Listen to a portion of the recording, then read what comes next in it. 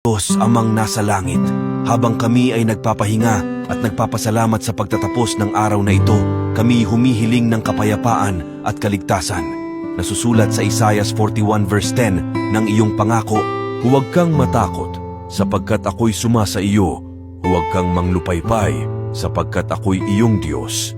Aking palalakasin ka, oo, aking tutulungan ka, oo, aking aalalayan ka ng kanang kamay ng aking katuwiran.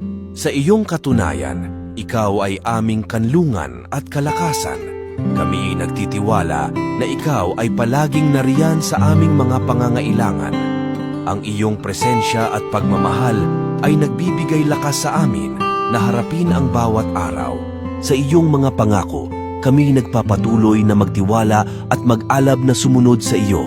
Salamat, Panginoon, sa iyong pagmamahal at katapatan. Sa ngalan ni Jesus. Amen.